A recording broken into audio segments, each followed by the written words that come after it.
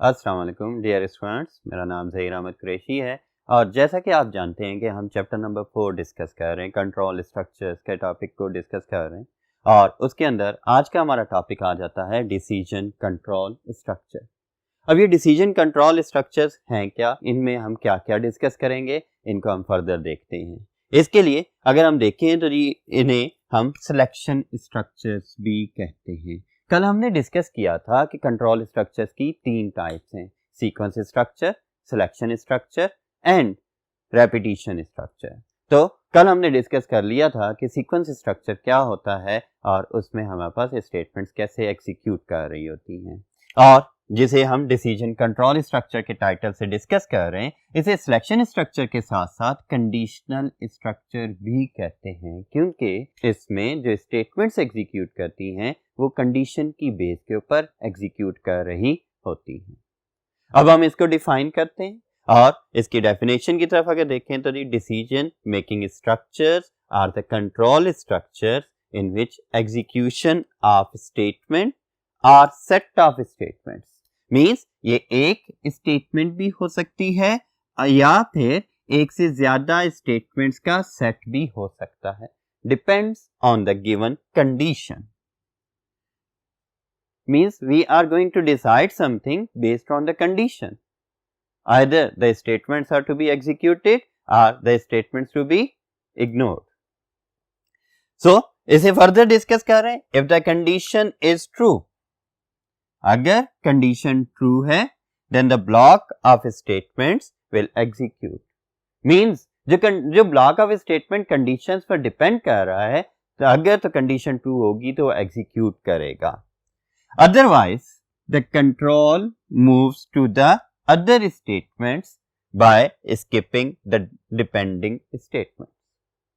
Means अगर तो condition false है, control depending block को skip कर देगा, ignore कर देगा और वो control outside the body of the if structure move करके other statements पर चला जाएगा, उन्हें execute करना start कर देगा। अगेन फिर इसके बाद फर्दर हम देखते हैं कि इफ एल्स इफ इसी को हम इफ एल्स इफ भी कहते हैं। And switch statements are the decision control statements available in C++।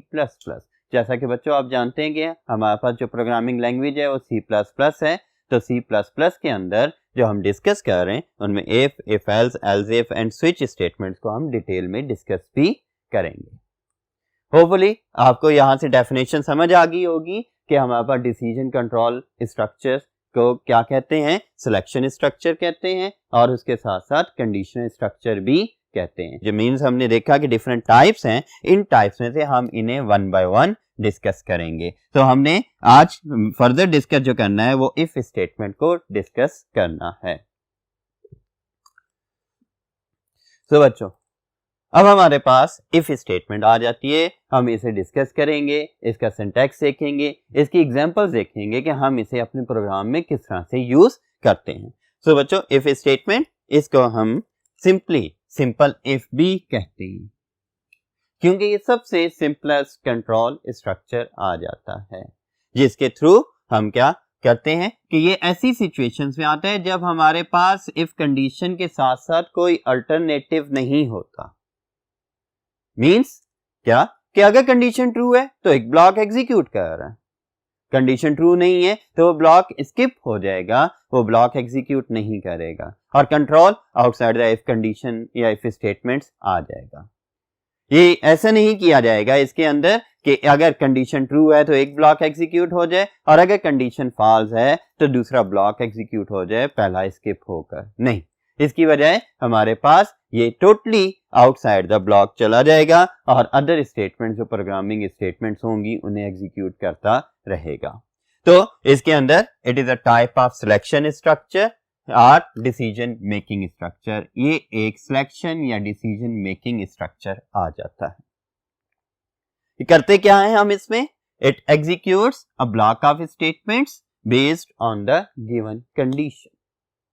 याद रखिएगा बच्चों कि ये ब्लॉक ऑफ स्टेटमेंट्स को गिवन कंडीशन की बेस के ऊपर एग्जीक्यूट करेगा।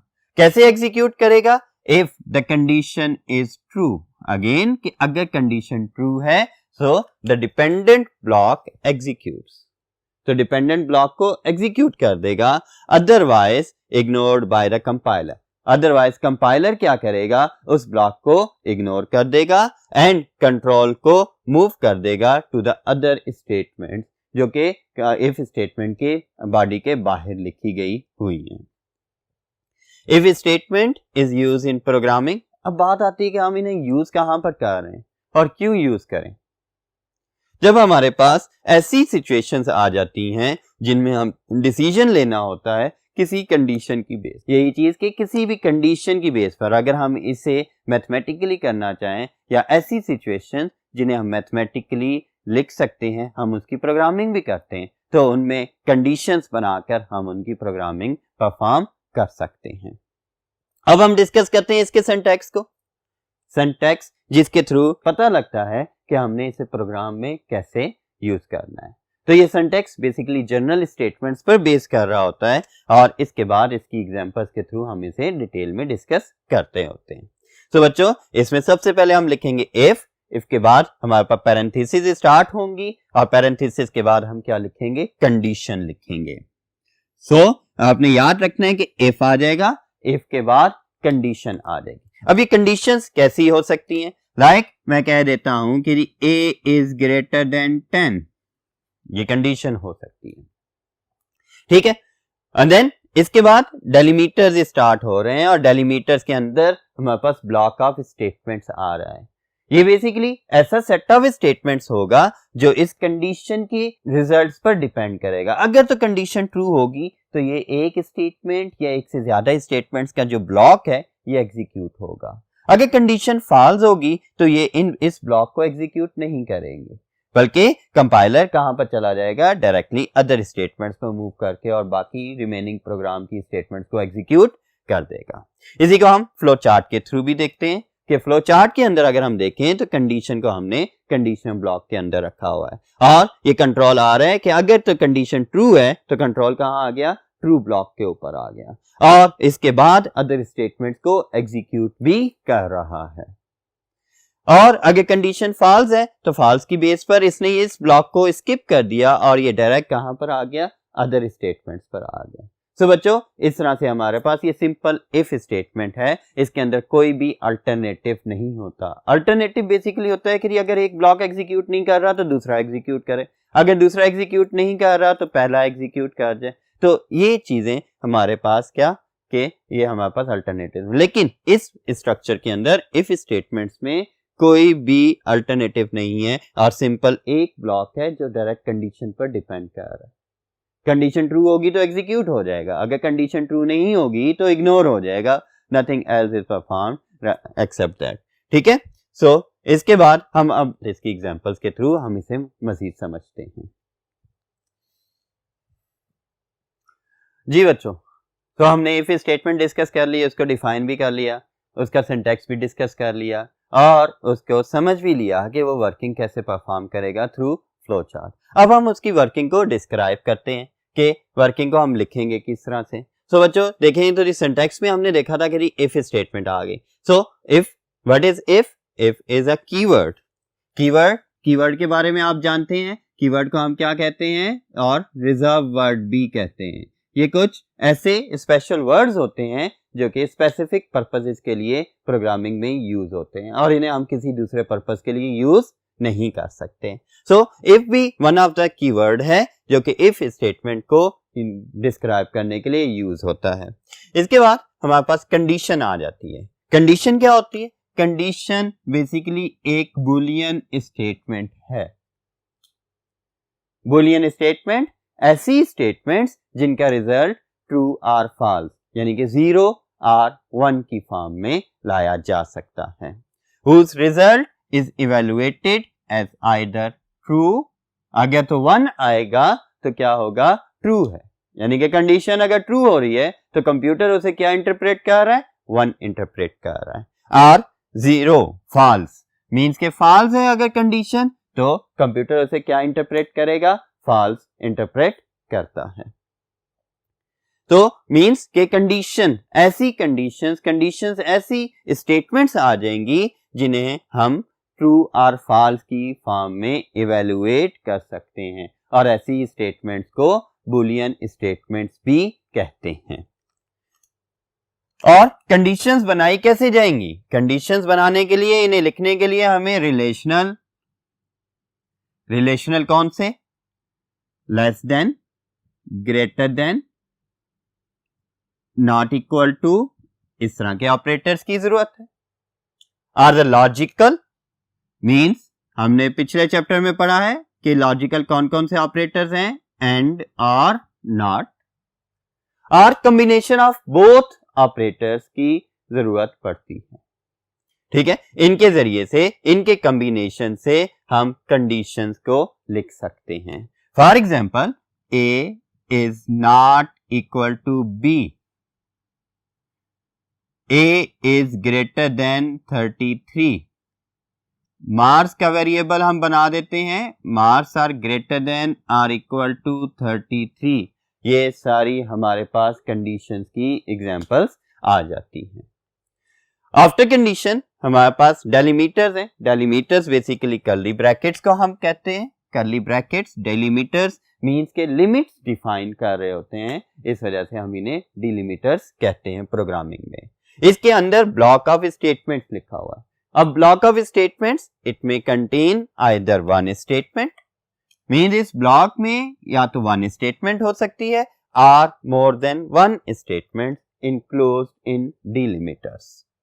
मींस यहां पर डिलिमीटर्स का वर्ड आ रहा है कि इनक्लोज इन डिलिमीटर्स, ये यानी कि इसके अंदर, डिलिमीटर्स के अंदर, ब्रैकेट्स के अंदर लिखी हुई स्टेटमेंट्स जो कि वन भी हो सकती है, एक से ज्यादा भी हो सकती हैं, वो क्या है, ब्लॉक ऑफ स्टेटमेंट में आ रही हैं।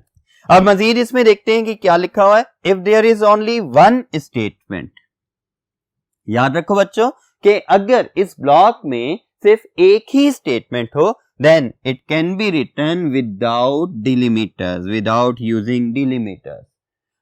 अगर if के बाद हमारे पास सिर्फ एक ही स्टेटमेंट आ रही है क्या, तो हम इसे क्या करेंगे, हम इसे विदाउट यूजिंग डिलिमीटर्स लिख सकते हैं। डिलिमीटर्स ऑप्शनल हो जाते हैं कि लिखें तब भी गलत नहीं होगा, अगर ना यूज करें, ना लिखें डिलिमीटर्स को, तो तब भी गलत नहीं होगा और कंपाइलर कोई एरर जनरेट नहीं करेगा।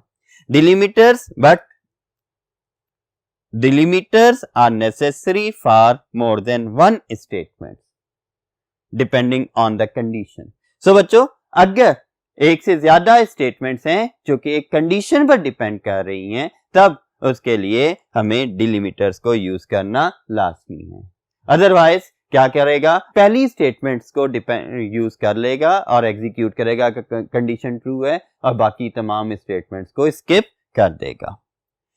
और उसके साथ साथ सिंटैक्स में हम देखते हैं तो अदर स्टेटमेंट्स का वर्ड भी हमें नजर आ रहा है। अदर स्टेटमेंट्स क्या है? ऐसी स्टेटमेंट्स जो कि outside the block of if statement लिखी गई होती हैं, जो कि कंडीशन पर बिल्कुल डिपेंड नहीं कर रही होती। कंडीशन के रिजल्ट्स ट्रू या फॉल्स आए वो उस पर डिपेंड नहीं करती है, और इसने दोनों कंडीशंस के अंदर, दोनों सिचुएशंस में कि आइदर ट्रू है या फॉल्स है, इन अदर स्टेटमेंट्स ने लाजमी एग्जीक्यूट होना है। और ये चीज हम फ्लो चार्ट के थ्रू भी देख चुके हैं कि फ्लो चार्ट में भी था कि अदर स्टेटमेंट्स पर दोनों वे में एग्जीक्यूशन कंट्रोल आ रहा था।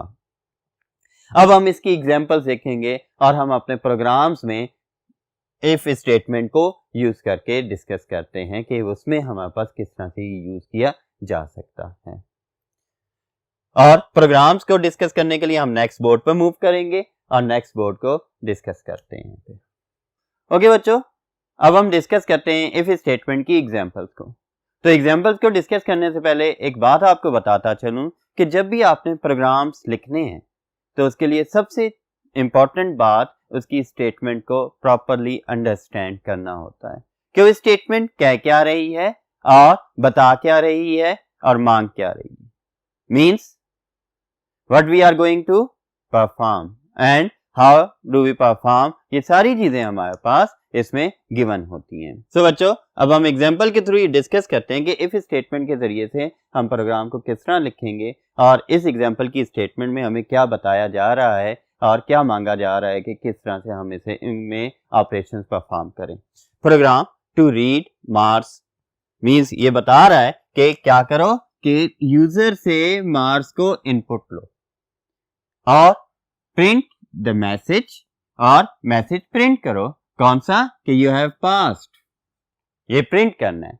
मींस यूजर से इनपुट क्या लेनी है, मार्क्स लेने, और डिस्प्ले क्या करना है यूजर को, ये मैसेज डिस्प्ले करना है। कब, किस सिचुएशन में, अब ये इफ की बेस पर हमारे पास कंडीशन आ गई। क्या कंडीशन आ रही, if marks are greater than or equal to 33, कि अगर मार्क्स ग्रेटर देन या इक्वल टू 33 है तब ये मैसेज डिस्प्ले कर दो कि यू हैव पास्ड। तो हम प्रोग्राम को स्टार्ट करते हैं। हमारे पास सबसे पहले हम पिछले चैप्टर में पढ़ चुके हैं, ये क्या है, ये हेडर फाइल्स आ जाती।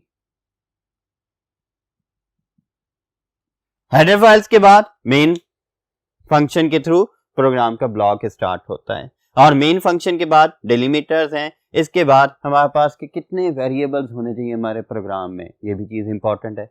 तो इधर हम देखते हैं इसने कितने वेरिएबल्स क्या है, इंटर, रीड, मार्क्स है। तो इंटीजर, मार्क्स क्या होते हैं, न्यूमेरिक वैल्यूज होती हैं। तो हमें इसे इंटीजर के वेरिएबल में रख लेना है। और इसके बाद हमने मजीद क्या करना है, अब यूजर से इनपुट लेनी है। यूजर से इनपुट लेने के लिए स्क्रीन पर कोई मैसेज तो डिस्प्ले होना चाहिए कि क्या इनपुट करो, क्या इंटर करो। तो हम उसके लिए सी आउट स्टेटमेंट के जरिए से इंटर द मार्क्स की एक मैसेज डिस्प्ले करवा देंगे, लाइक दिस वन। जैसे आउटपुट में आप देख रहे हैं कि ये आउटपुट भी साथ में शो होती है, इंटर द मार्क्स। अब इसके बाद इधर कर्सर ब्लिंक करेगा, यूजर वेट कर, यूजर यहाँ पर ये नंबर इंटर कर देता है, जिस तरह के मैंने यहाँ पर 48 इंटर कर दिया। अब यहाँ मार्क्स का वेरिएबल सी इन, यूजर वेट कर रहा था और इस सी इन की स्टेटमेंट की बेस पर इनपुट हो गई, और इनपुट होकर ये 48 जो हमने उधर वैल्यू इंटर की है वो कहां पर आ गई, इन मार्क्स के वेरिएबल के अंदर आ गई। अब क्या किया जाएगा, अब कंट्रोल मूव होगा नेक्स्ट स्टेटमेंट के पर जो कि इफ है। अब इफ स्टेटमेंट के अंदर मार्क्स में हमारे पास कौन सी वैल्यू आ रही है, मार्क्स में हमारे पास 48 आ रहा है, और आगे कंडीशन लगी हुई है। क्या कंडीशन लगी है, marks are greater than or equal to 33। मतलब हमने चेक करना है कि मार्क्स के वेरिएबल के अंदर जो वैल्यू पड़ी है क्या वो 33 से ग्रेटर है या नहीं है। कंपाइलर इसे चेक करता है और उसको चेक करने के बाद ये इवेलुएट करता है कि जी ये ट्रू है कि 48 इज ग्रेटर देन 33, मींस यहां पर ये कंडीशन ट्रू हो रही है। तो कंडीशन ट्रू होने की बेस पर कंट्रोल कहां पर मूव कर जाएगा, इससे नेक्स्ट स्टेटमेंट के ऊपर मूव कर जाएगा। अब आप देखो बच्चों के यहाँ पर सी आउट और एक ही स्टेटमेंट लिखी हुई है, तो इस वजह से मैंने यहाँ पर डेलीमीटर यूज नहीं किए। जैसे कि पिछले बोर्ड में मैंने डिस्कस किया था कि अगर एक स्टेटमेंट हो जो कि कंडीशन पर डिपेंड कर रही हो तो डिलीमीटर्स को यूज करना या ना यूज करना ऑप्शनल होता है। ये बैकस्लैश n से क्या होगा, न्यू लाइन में चला जाएगा। यू हैव पास्ड मींस कि ये मैसेज आ गया, डिस्प्ले हो गया कि किस बेस पर, जब कंडीशन ट्रू थी कि आप पास हो चुके। और इसके बाद गेट सी एच से क्या होता है, गेट सी एच बेसिकली एक कंसोल इनपुट फंक्शन है, और जब प्रोग्राम के एंड में हम इसे यूज कर रहे होते हैं तो मींस यूजर को प्रॉम्प्ट कर रहा होता है कि कोई की प्रेस करो ताकि आउटपुट स्क्रीन से टर्मिनेट करके दोबारा कंट्रोल आपके प्रोग्राम पर मूव हो सके। तो यहाँ पर आपका प्रोग्राम एंड होता है और एट द एंड में हम इस डेलीमीटर को यहाँ पर क्लोज भी कर देते हैं। मींस इस तरह से हमारे पास ये प्रोग्राम लिखा जाता है। और इसमें जो मेन चीज हमें डिस्कस करने वाली थी वो क्या थी कि इस इफ स्टेटमेंट को हम कैसे यूज करेंगे। अब हम इसके आउटपुट को देखते हैं। सबसे पहले सी आउट की वजह से यहां पर क्या चीज आ गई थी, इंटर द मार्क्स के बाद यहां नेक्स्ट स्टेटमेंट पर कंट्रोल आ गया। नेक्स्ट स्टेटमेंट सी इन की थी जो कि इनपुट थी, और इसमें मार्क्स के वेरिएबल के अंदर इनपुट आ गई जो कि हमने यहां पर वैल्यू एंटर की 48। और सी इन स्टेटमेंट है, सी इन ऑटोमेटिकली न्यू लाइन पर कंट्रोल को मूव कर देती है और इस तरह से ये न्यू लाइन पर आ जाएगा। और इसके बाद सी आउट यू हैव पास्ड, और ये मैसेज पास हो गया। किस वजह से, इस वजह से कि ये कंडीशन ट्रू थी और कंडीशन ट्रू होने की वजह से ये message on the screen display हो जाता है। तो इस तरह ये हमारे पास पहला प्रोग्राम कंप्लीट होता है। अब हम दूसरे प्रोग्राम के लिए नेक्स्ट बोर्ड पर मूव करेंगे। तो बच्चों नेक्स्ट प्रोग्राम हम एक और प्रोग्राम डिस्कस करते हैं इफ स्टेटमेंट का, और इसके थ्रू मजीद हम इसे अंडरस्टैंड करते हैं। अब आप देखें, एक कंडीशन आती है even odd number. Even numbers ऐसे होते हैं जो 2 पर कंप्लीटली डिविजिबल होते हैं, और ऑड नंबर ऐसे नंबर जो 2 से डिविजिबल नहीं होते। अब हम इसमें देख रहे हैं कि प्रोग्राम लिखो टू इनपुट अ नंबर, जो यूजर से एक नंबर इनपुट करे and display it is an even number, और ये मैसेज डिस्प्ले कर दे कि ये एक इवन नंबर है if it is divisible by 2, अगर ये 2 से डिविजिबल है। मींस कंडीशन भी हमने इसमें देख ली, इसमें सिचुएशन भी वो बता रहा है कि इनपुट लेनी है और क्या डिस्प्ले करना है। तो बच्चों अगेन हर प्रोग्राम के स्टार्ट में हम हेडर फाइल्स यूज करते रहेंगे और उसके साथ साथ ये मेन का ब्लॉक भी यूज करते रहेंगे, और मेन के फौरन बाद हमारे पास डिलिमीटर्स आ जाएंगे, और डिलिमीटर्स के बाद हम वेरिएबल डिक्लेरेशन करते होते हैं। इसमें हमें कितने वेरिएबल्स चाहिए? इस प्रोग्राम के अंदर हमें एक ही वेरिएबल चाहिए जिसके अंदर हम क्या करेंगे, इस नंबर को स्टोर करवाएंगे। जो हम यूजर से इनपुट लेंगे इस नंबर को इसमें स्टोर करवाएंगे। और यहां पर हमने कौन सा वेरिएबल ले लिया? एक्स वेरिएबल ले लिया। किस टाइप का? इंटीजर टाइप का, जो कि एक नंबर है। वेरिएबल डिक्लेयर करने के बाद अब हमने on the screen message display करवाना है कि यूजर क्या एक्शन परफॉर्म करे। तो इसके लिए हम सी आउट की स्टेटमेंट यूज करते हैं और इंटर अ नंबर लिख देते हैं। यही message on the screen display हो जाएगा, और इस बैकस्लैश टी की वजह से वन टैब स्पेस भी साथ में इंसर्ट हो जाएगी। After displaying this, control next statement पर मूव करेगा, जो कि सी इन की स्टेटमेंट आ जाएगी। सी इन क्या? यूजर से इनपुट ले रहा है, और वो इनपुट लेकर कहां पर वैल्यू को स्टोर कर दे? एक्स वेरिएबल के अंदर स्टोर कर दे, ताकि हम इसके थ्रू प्रोग्राम में फर्दर प्रोसेसिंग परफॉर्म कर सकें। अगर हम यही आउटपुट भी साथ में देखें तो इंटर अ नंबर के ये वाला मैसेज डिस्प्ले हो गया, और इसके बाद ये स्पेस आ गई एंड देन 48 यूजर ने नंबर इंटर कर दिया सी इन स्टेटमेंट की वजह से, और वो कहां आकर स्टोर हो जाएगा? वो एक्स में स्टोर होगी। अब हम इससे नेक्स्ट स्टेटमेंट को देखते हैं। जब कंट्रोल नेक्स्ट स्टेटमेंट पर मूव करेगा तो यहां पर इफ का कीवर्ड मिल गया, मींस कंपाइलर अंडरस्टैंड कर जाएगा कि ये एक कंडीशन है, और इससे अगली जो स्टेटमेंट है वो इस कंडीशन के रिजल्ट्स पर डिपेंड कर रही है। अगर तो कंडीशन ट्रू होगी तो स्टेटमेंट एग्जीक्यूट करेगा, अगर कंडीशन फॉल्स है तो इस स्टेटमेंट को स्किप कर देगा। तो यहां पर अगर हम देखते हैं तो इस कंडीशन में हम कैसे चेक करेंगे कि ये नंबर इवन है या ऑड है। नंबर को इवन या ऑड चेक करने के लिए हमें उसकी कंप्लीट डिविजिबिलिटी चेक करनी पड़ती है कि क्या वो कंप्लीटली डिवाइड है और रिमाइंडर 0 दे रहा है या नहीं दे रहा। और रिमाइंडर 0 कैलकुलेट करने के लिए हम कौन सा ऑपरेटर यूज करते हैं? हम मॉडुलस ऑपरेटर यूज करते हैं। मॉडुलस या रिमाइंडर ऑपरेटर यूज किया जाता है। अब x के अंदर कौन सी वैल्यू आ रही है? 48 आ रहा है। 48 mod 2, अगर 48 mod 2 0 के बराबर है, मींस 48 को हम 2 से डिवाइड करेंगे, और डिवाइड करने के ऊपर अगर मेरे पास यहां 0 आ जाता है तब मींस कि कंप्लीटली डिवाइड हो रहा, और अगर इसका रिमाइंडर 0 नहीं आता तब ये कंप्लीटली डिवाइड नहीं कर रहा। तो अब 48 कंप्लीटली डिवाइड कर रहा है 2 से, और 0 आ रहा है। मींस इस अगर ब्लॉक को देखें, इस स्टेटमेंट को देखें, तो यहां पर x mod 2 की वैल्यू अभी हमारे पास क्या इवेल्युएट हो रही है? 0, और ये इस साइड के 0 को इस दूसरे साइड के राइट हैंड के 0 से कंपेयर करेगा। अगर तो दोनों वैल्यू सेम है, like 0 is equal to 0 same आ गई, अब कंडीशन ट्रू हो गई, और कंडीशन ट्रू होने की बेस पर कंट्रोल कहां? नेक्स्ट स्टेटमेंट, जो कि डिपेंडिंग टू द कंडीशन है, मूव कर गया, और यहां पर उसे सी आउट मिला। सी आउट मतलब कि ऑन द स्क्रीन डिस्प्ले करेगा क्या? It is an even number, कि ये एक इवन नंबर है, और उसके बाद प्रोग्राम को टर्मिनेट कर देगा। इसी तरह से हमारे पास एक और एग्जांपल को हम डिस्कस करेंगे जो कि नेक्स्ट बोर्ड के ऊपर है और हम उसकी तरफ मूव करते हैं। एक और एग्जांपल हम डिस्कस कर रहे हैं और वो क्या है कि अगर स्टूडेंट के मार्क्स 33 से ऊपर हैं तो एक मैसेज डिस्प्ले कर दे और उसे ग्रीट कर दे कि कांग्रेचुलेशंस का।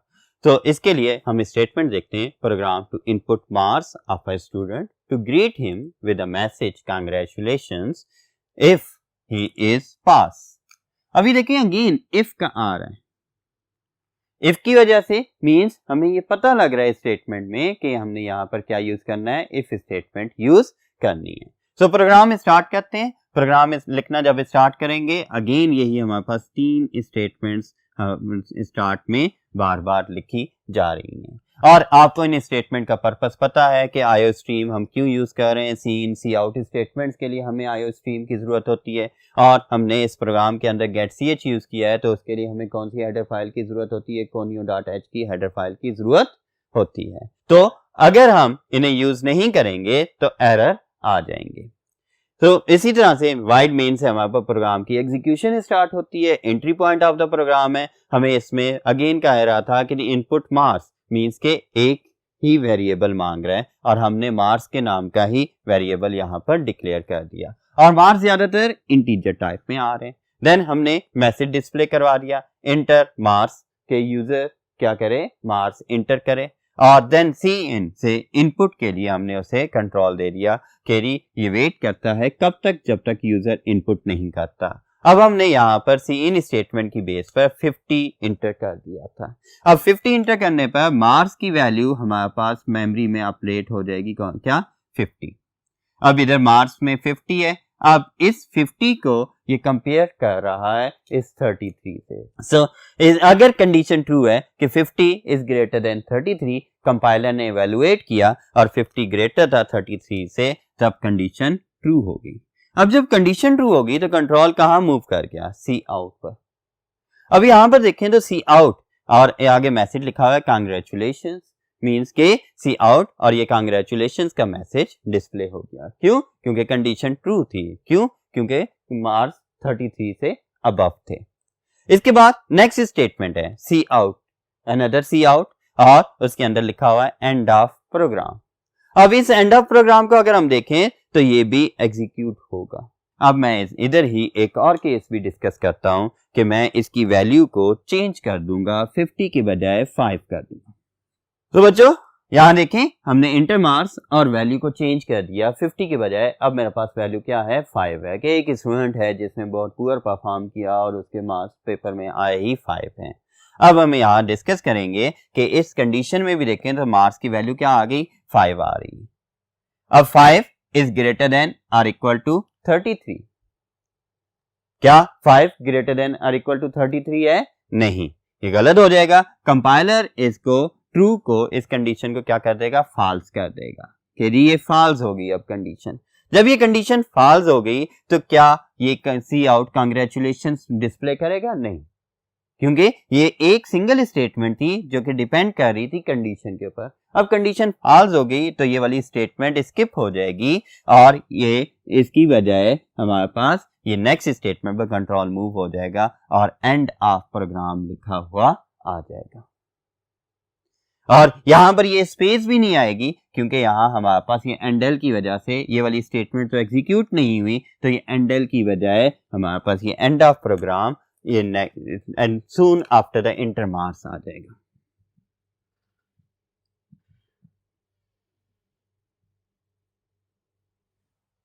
तो बच्चों होपफुली यहां पर ये आपको ये एग्जांपल के थ्रू डिफरेंट केसेस समझ आ गए होंगे कि किस तरह से अगर कंडीशन ट्रू होती है तो क्या कौन सी स्टेटमेंट्स एग्जीक्यूट कर रही हैं और अगर कंडीशन फॉल्स होती है तो कौन सी से। होपफुली आपको आज का लेक्चर इफ स्टेटमेंट का समझ आया होगा और आप इसके मजीद प्रोग्राम्स की घर में प्रैक्टिस करेंगे। तब तक के लिए अल्लाह हाफिज।